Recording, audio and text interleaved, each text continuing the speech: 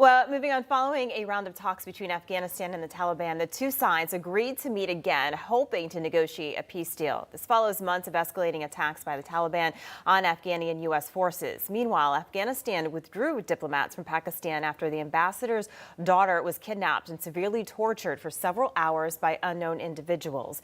Joining us now to discuss this is former Chief of Staff of the National Security Council and former CIA analyst Fred Fleitz. Fred, great to have you here with us today. Good to be here.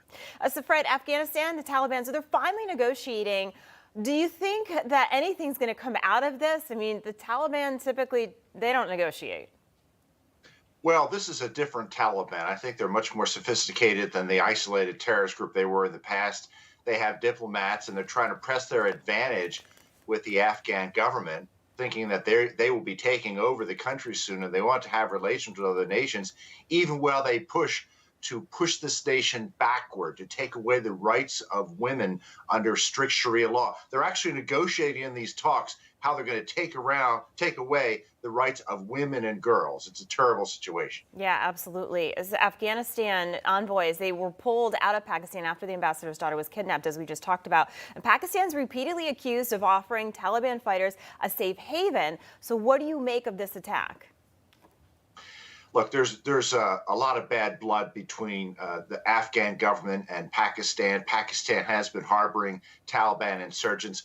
And I think this simply shows the contempt the Taliban has with the Afghan government. They're trying to disrupt the operations of the government. And what I found appalling was that the Pakistan government is trying to say this kidnapping and torture did not take place.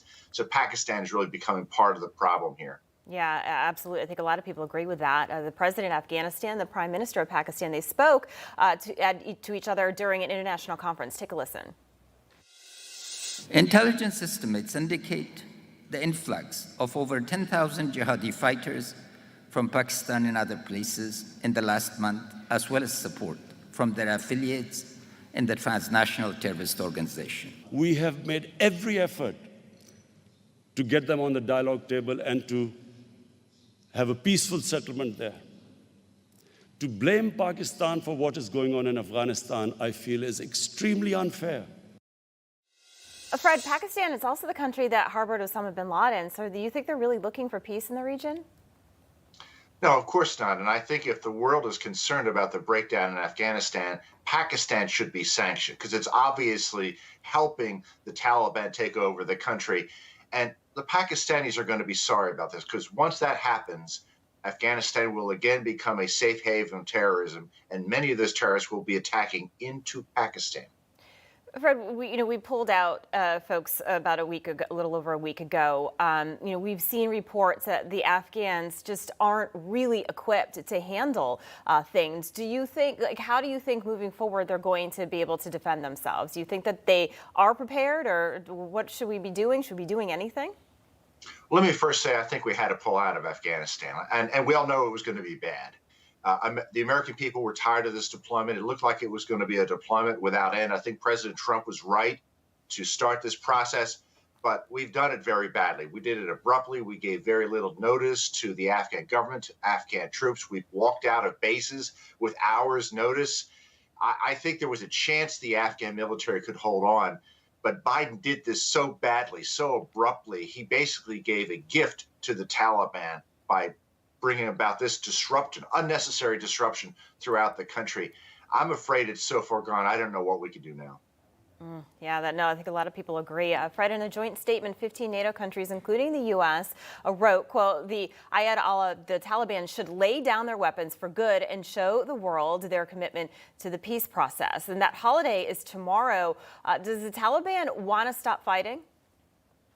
No, I think it's sort of silly to issue statements. Oh, Taliban, please stop fighting.